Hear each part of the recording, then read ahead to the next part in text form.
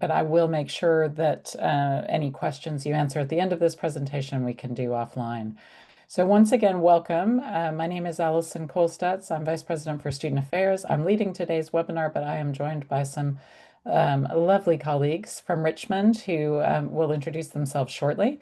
Hopefully you're joining us as a postgraduate student who will be starting a course in September. Our first day of classes for postgraduate students is the 22nd of September, but our orientation is Saturday, the 20th. So please block your calendars. I'm just going to start by introducing the Student Affairs team. These are people who you will meet either over orientation or during your first week of classes. My name is Allison. I'm there on the far left. My colleague Elizabeth Lucia is our head of student support and access. She leads the team that look after you as far as mental health and well-being, student accommodation, activities, and also accessibility. And Elizabeth, unfortunately, is not with us today, but she will be around in your first week of classes. Ian Lunny is our Student Accommodation and Community Support Officer.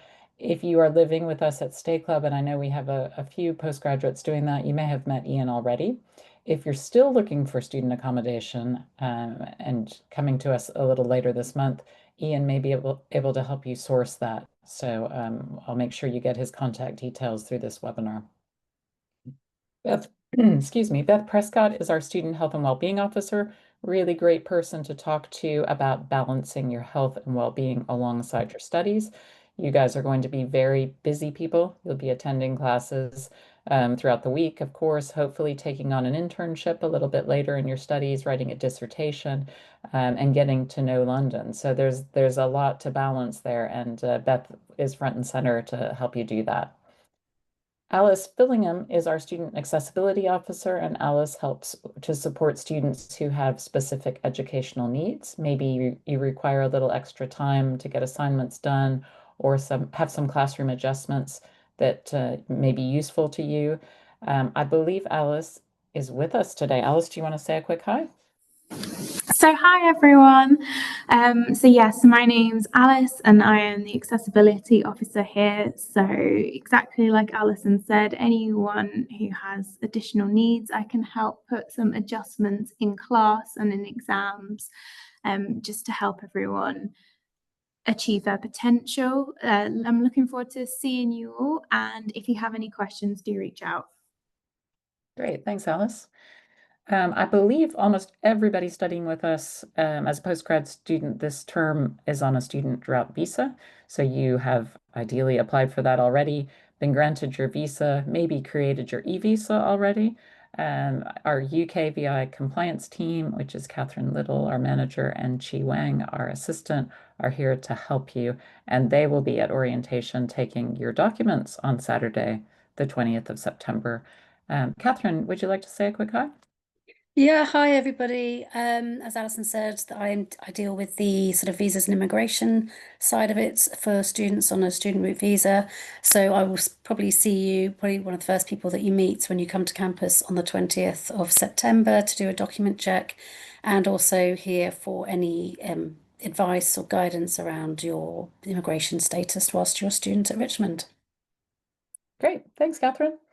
And right there next to Chi is Maria and Ragad. Maria is our career support officer and Ragad is our internship officer. You'll be meeting them within your first few weeks of classes, I'm sure, and you may be working really closely with Ragad to look for an internship in your final semester at Richmond. I think both Maria and Ragad are with us. Maria, do you want to say hello first, and then we'll pass on to Ragad? Hi, everybody. I look forward to meeting you. I'm the Career Support Officer, and I will help you with your UK CV, help you find opportunities for volunteering and work. And I will be very happy to introduce you to our employability platform, Handshake. Thank you. Thanks, Maria. Ragad, over to you. Thank you. Hi, everybody. My name is Ragad, and as Alison mentioned, I am the internship officer here at Richmond. I'll be your go-to link when it comes to academic internships and or non-credit internships. For most of you, if you are an MBA student, you'll be doing an internship or given the option to do an internship on your third semester. If you're an MSc student, you'll be given the option to do it on your fourth semester, which is the dissertation stage. You'll be sent out emails when the opportunity and applications open with the list of things that you need to keep in mind prior to applying. That's it. Thank you, and I look forward to meeting you all soon. Thanks, Raga. Now, last but not least is Jason Elliott. He is our head of financial assistance and scholarships. If you are somebody who is financing your education through U.S. Department for Education loans or maybe through student financing, then you've probably met Jason already. If any of you are lucky scholarship holders, you will have your scholarship given to you and the stipulations of what's required of your scholarship to stay in status from Jason. Jason, do you want to say hello? Hello, Jason. So something mentioned they oversee all areas related to students holding scholarship loans. So please reach out to the persons related to the issues. So reach out to see. Jason, I think your audio is a bit weird, but if you do need to reach Jason, particularly about loans or scholarships, we can certainly help you connect with him. I've just realized that I skipped over Ian. I'm so sorry, Ian. Would you like to say hello? Ian is our Student Accommodation and Community Support Officer. Hello, yeah, no problem. It's all good. Yeah, happy to be here. As Alison was saying, a big part of my role is helping you find accommodation. And for those of you who already are booked with us with Stay Club, that's great. Otherwise, I have lots of other connections and knowledge of the accommodation sector in London, as I've worked in it for about 8, 9 years, I think maybe. And also a big part of my role is creating community support, so connecting you with other students that you might want to know with different interests, etc. So a big part of it is getting you settled here on campus. So you'll be seeing my face a lot on campus. Great. Thanks so much, Ian. That is the team, but we're also joined by Gemma Hadji-George, who is our head of admissions. And Gemma's been helping you all through the process of applying for visas, getting your CAS number, helping you to understand our courses a bit better. And if you have met Gemma, you will know that she's incredibly helpful. Would you like to introduce yourself, helpful Gemma? Wow, thank you, Alison. Great. Hi, everyone. Thanks for joining us today. It's great to see so many of you here. And yeah, we absolutely look forward to welcoming you to campus on the 20th. For most of you, you're nearly there. So I know a few of you might still be waiting on visa outcomes. So yeah, if you have any questions about that or anything else that we can help you with ahead of orientation on the 20th, then please do let us know. But yeah, really look forward to meeting you all. Thank you. All right. Thanks, Gemma. So let's talk about what's next. You're going to get started. Hopefully, within the next couple of days, you can sign on to your university email account. We operate Microsoft 365, which means that you get Outlook, Microsoft Word, Excel, PowerPoint, OneDrive, and all the other bells and whistles that go along with Microsoft. Your university account will be the place that we email you once you enroll as a student. We won't be writing to your personal email account, so we're encouraging you to log on now. You can go to outlook.office.com. You will need your student ID number, and that is the number that starts with all those zeros and is how many? 3, 6, 7, 10 digits long. So we'll start 000, and it's a number of numbers following that. That number at richmond.ac.uk will be your university email account, and your password will be Richmond with a capital R, and then your birth date in a 6-digit format, which is day, month, year. Now, the first time that you log on, you will be asked to change your password. You want to change it to something secure, obviously, but also something that you will remember, because that password will serve as the same password for all of our university platforms. If you do not know your student ID number or you're struggling to log on to Outlook, send us a message at studentaffairs@richmond.ac.uk and we will try and help you through that. So as I mentioned before, this is pre-orientation information about orientation, which will be Saturday, the 20th of September. We will expect you on campus from about 9:30 in the morning until 4:30 in the afternoon. The early part of the day will be document checks. And as Catherine mentioned, she'll need to look at your passport, your evidence of arrival into the UK, so usually a boarding pass or something similar. And she'll also want to get a share code for your student route visa. We have a dedicated website just for you, for postgraduate students. It's at students.richmond.ac.uk, and there's an overview of an orientation schedule there. So in the morning, we will be focusing mainly on document checks and a visa seminar. And then the afternoon, after lunch, which we'll have together, you will meet your faculty and learn about your academic course. We'll also host some seminars on accessing university systems, just in case you've had any trouble logging on to Outlook or Blackboard, which I'll talk about in just a minute. And we'll also give you a tour around campus so that you're ready to begin your classes on Monday, the 22nd. So orientation itself will cover those document checks I mentioned and a visa and immigration seminar. You'll also meet our IT team who will run a session called Accessing University Systems. We'll have a campus tour so that you know where all the classrooms are and you're ready to go for the Monday. There'll be an academic welcome from the course convener of your program. So we'll have different rooms for different programs. You will collect your student ID card and we'll be asking you to upload a photo so that we can create that card before your arrival. And then we'll also have our finance and IT teams on hand in case you have any questions. We do expect everybody to come in person on Saturday, the 20th of September, and that is because we have to see your documents and your face in person in order to verify your enrollment. So please do mark your calendar and get ready for Saturday, the 20th. In addition to signing on onto Outlook, and after you sign on to Outlook, you can sign on to our virtual learning environment, Blackboard. And to do this, you will again need your student ID number and your network password. And your network password will be the password that you changed from Outlook the first time that you logged in. On Blackboard, you'll be able to access course materials for the classes that you'll be enrolled on. You'll be able to submit assessments and assignments, and you'll also find your course syllabus. So what we've done to try and get you prepared to use Blackboard every day is we've created a new student orientation course. So you can log on to that now, again, after you log on to Outlook and change your password, and you'll see Postgraduate New Student Orientation Fall 2025. On that page, you will find helpful resources about moving to London. You'll find a few resources from our registry services team, some resources about visas and immigration, some from careers and internships, and a little bit about health and well-being, particularly about signing up with the National Health Service.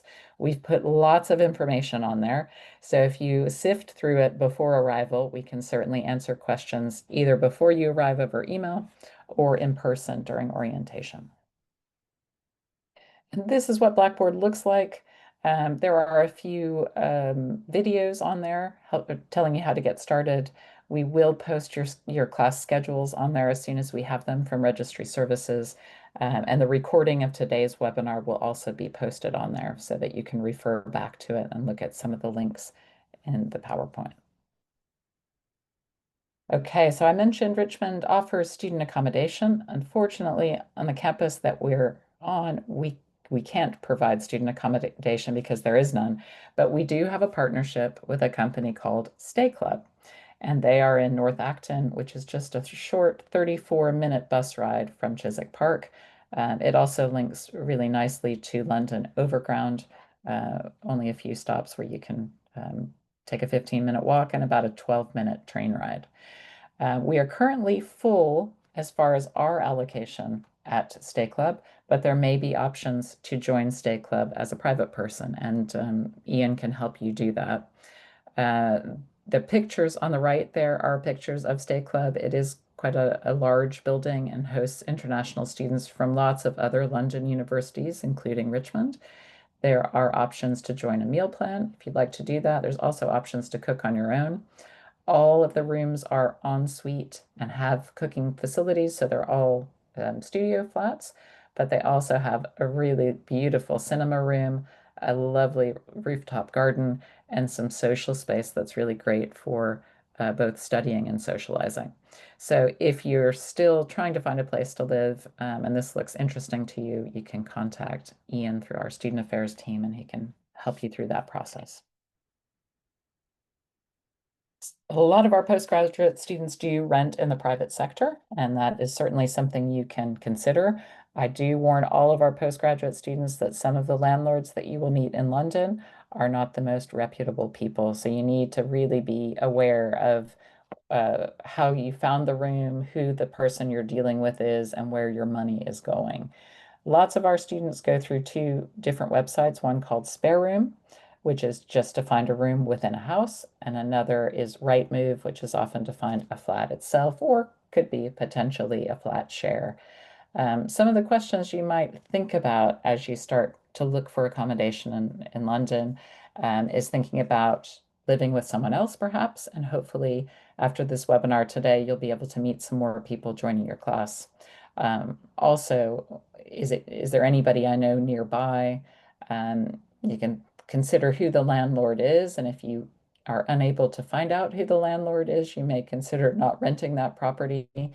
There are lots of checks that landlords have to go through in order to rent to individuals, so definitely try to meet them or try to meet the agent who is letting the property.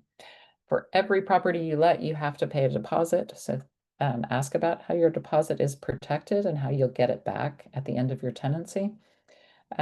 You may also start to think about some of the costs affiliated with living in London, like your journey to campus. You may find really inexpensive rent miles and miles away from campus, but you'll have to commute either by train or tube or bus, and that could be costly.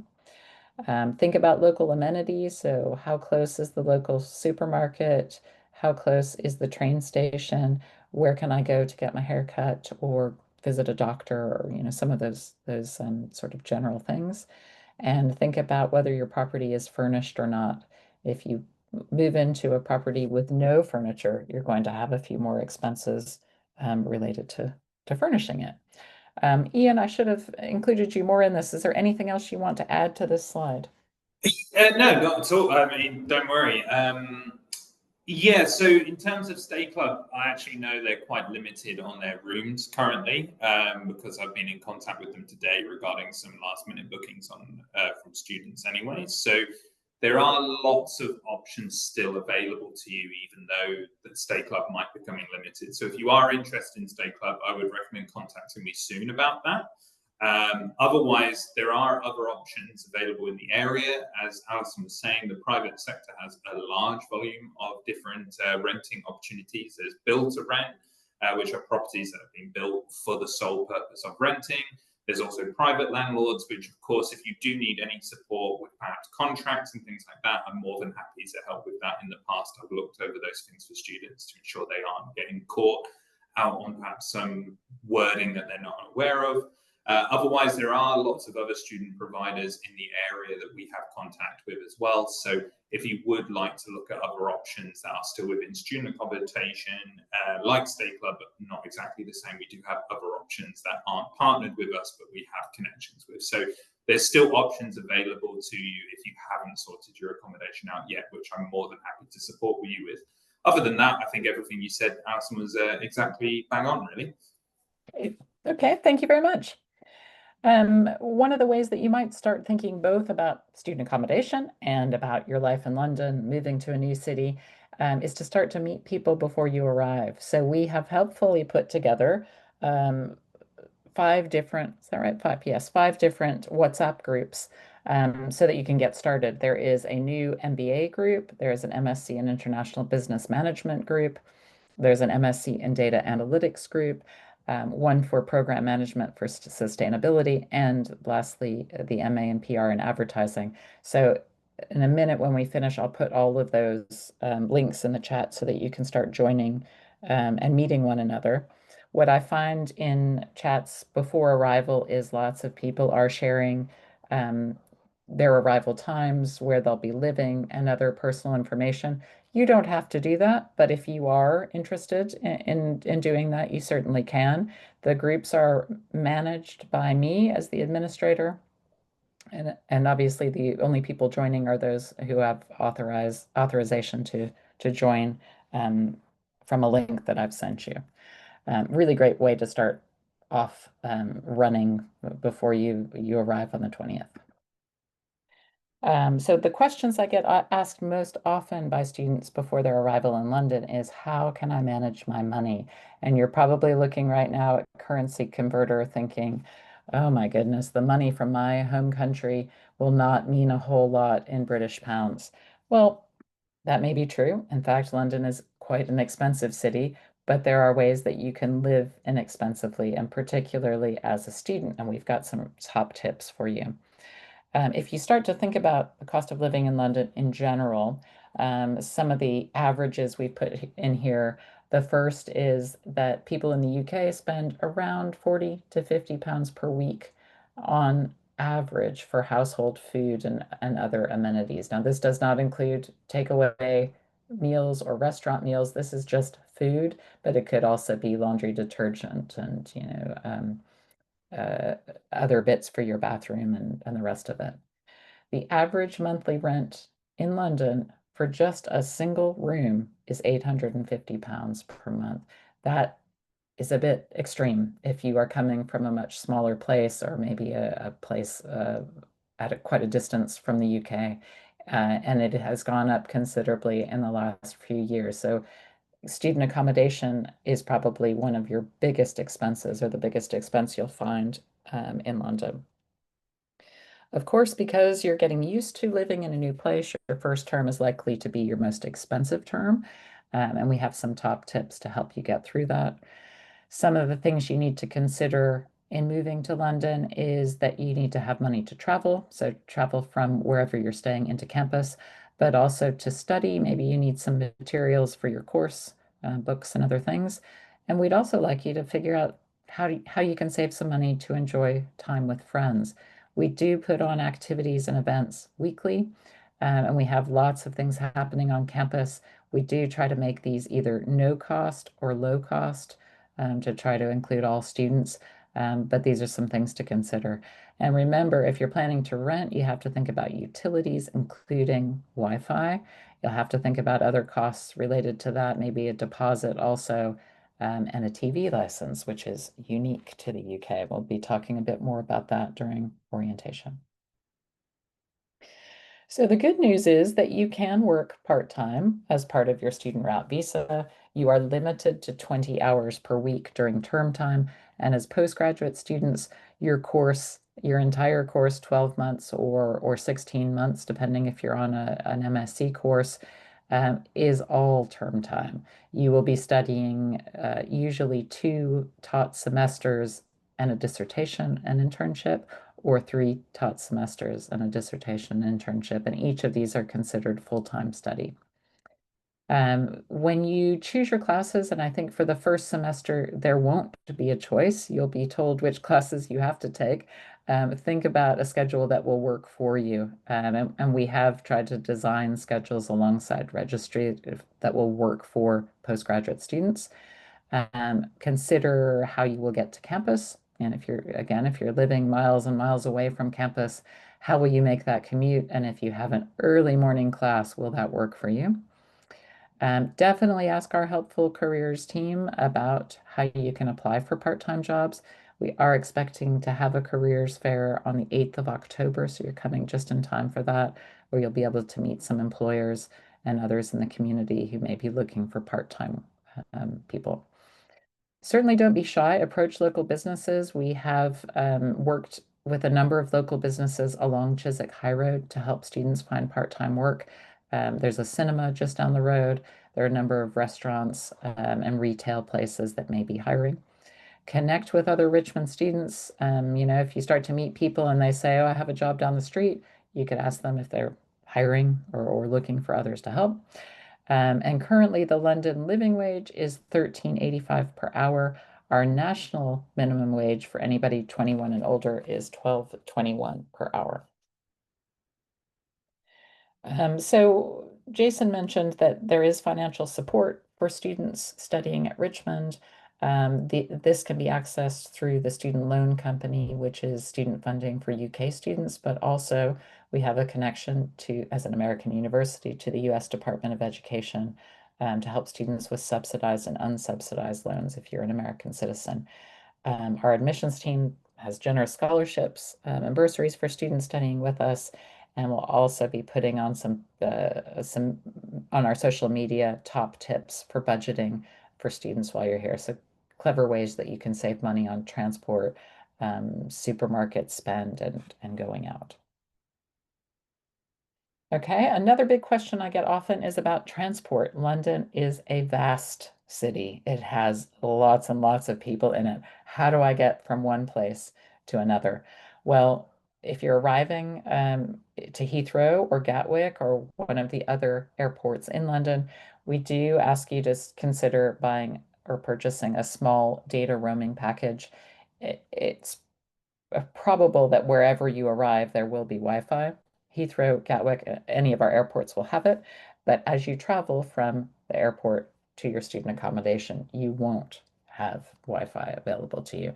So think about how you might do that. Maybe your mobile phone provider offers this already.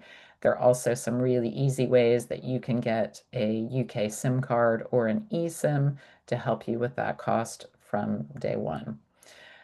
If you are trying to figure out how to get from one place to another, you can certainly contact us and we can help you through that.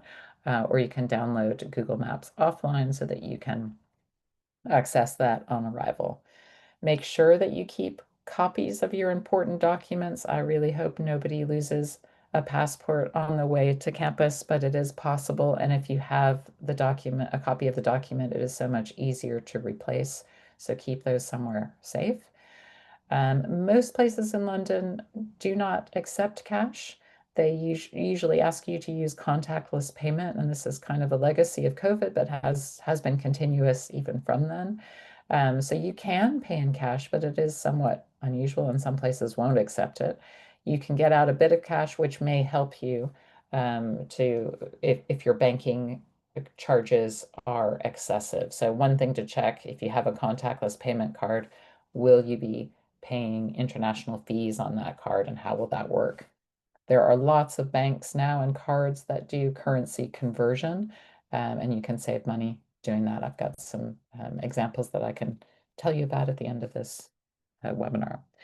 And probably the biggest and best tip is don't bring too many bags. It's very tempting to bring your entire closet from home, but where you will be living, I am sure, is smaller than where you are living now. So think about how to condense your luggage and bring layers and things to help you limit the bags that you have.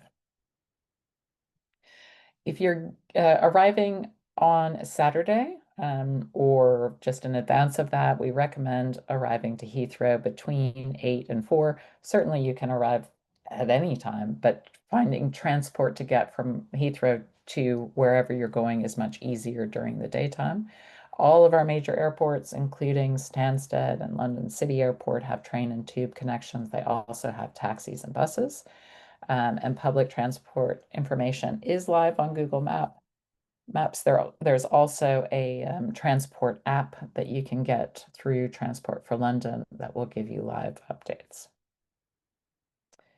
So while you're here in London and while you're studying with us full-time, you do qualify for a student Oyster card, and this is called an 18+ student photo card.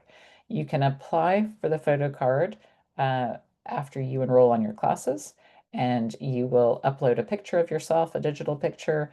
You'll input lots of information about where you're living, the length of your course, and the rest of it. And you pay a £21 application fee, and then the card gets sent to you wherever you're living in London. Travel in London is by zones, and we are in Zone 3 at Chiswick Park. If you're living with us at Stay Club, you're also living in Zone 3.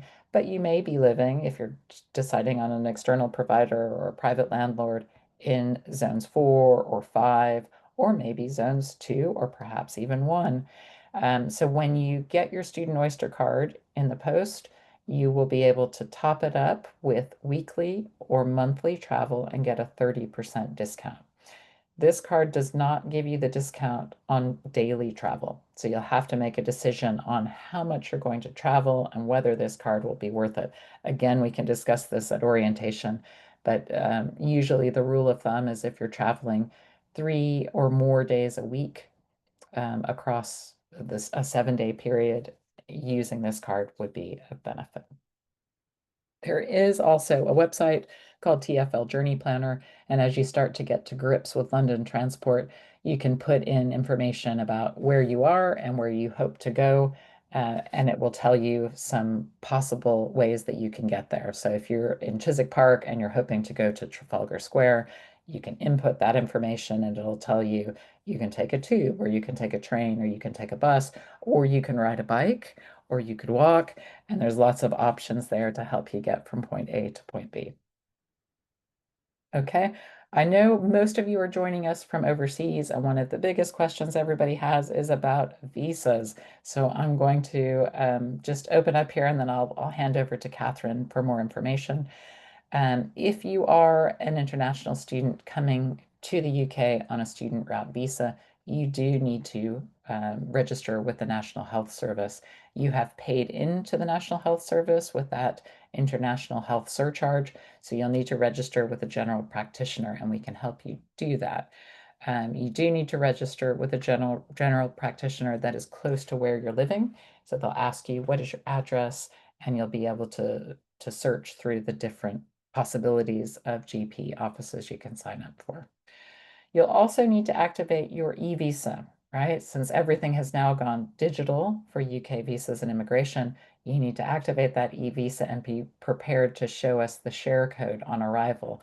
But you'll also need a share code to open a bank account, potentially to rent property, to work part-time, and to do a lot of other things. So I'm going to hand over to Catherine to talk a little bit more about that.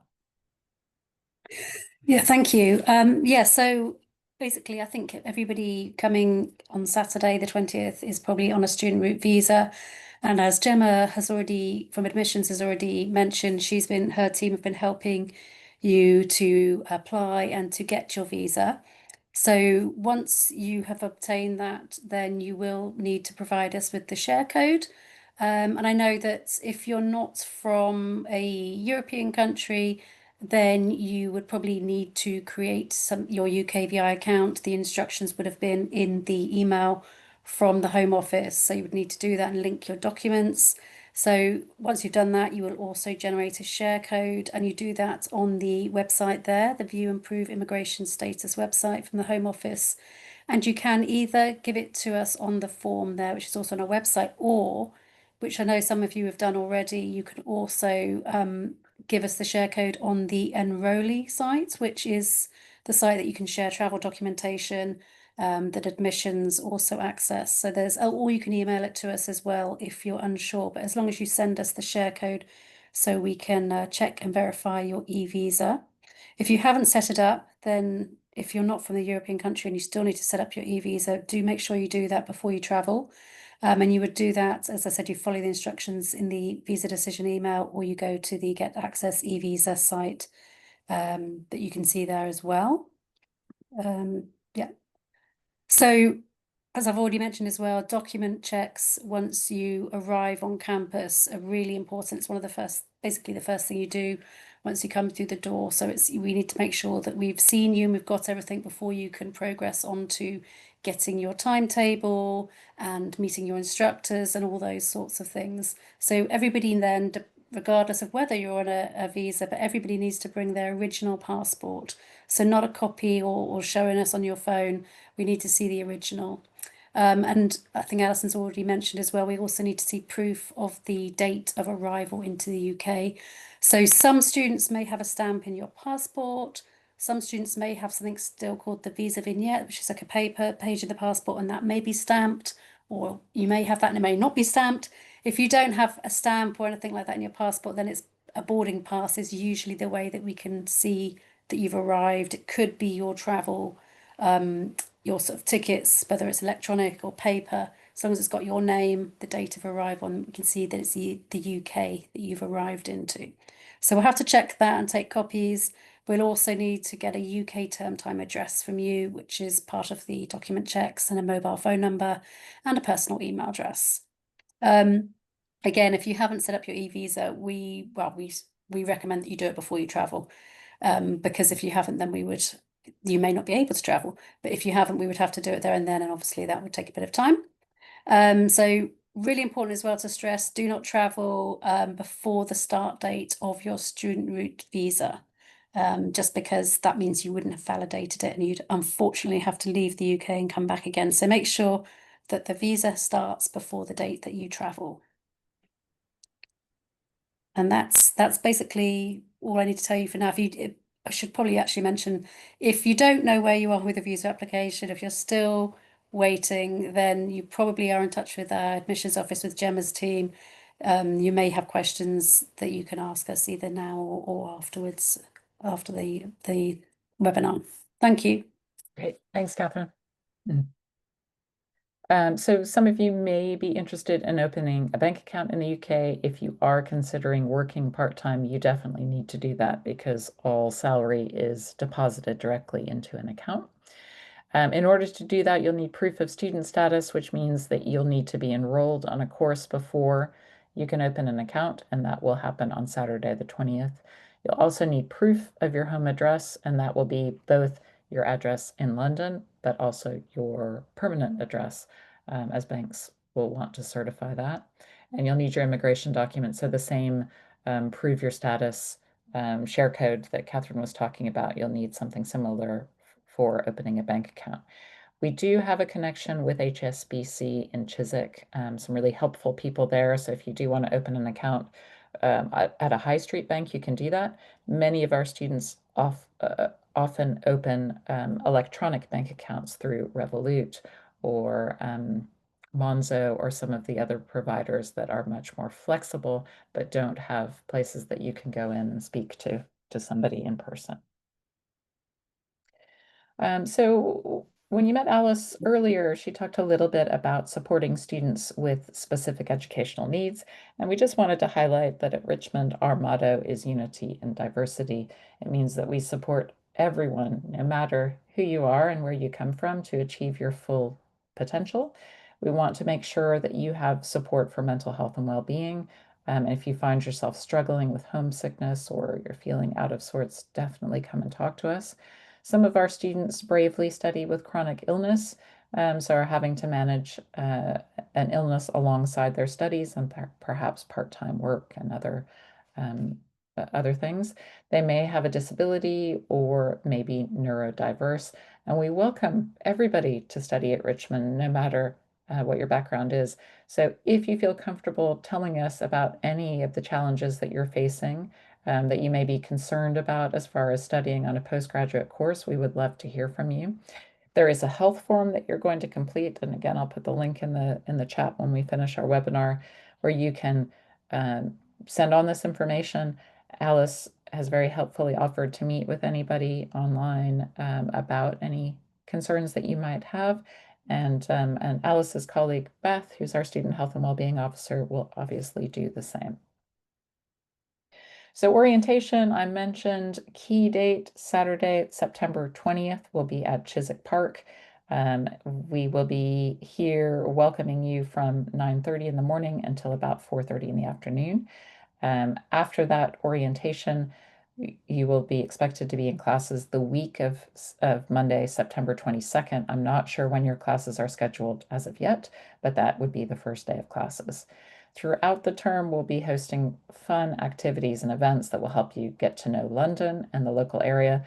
There'll also be activities that relate to different courses that we offer at Richmond. So opportunities to go to London Fashion Week, opportunities to go to the BFI Film Festival, maybe some opportunities to learn about business and banking in the heart of London. So please do have a look at our activities and events and join in.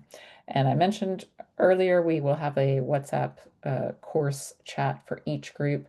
Please do sign on to those and start meeting people now, and those will be posted on Blackboard today. That is it from me. I'm going to stop sharing my screen now and stop our recording.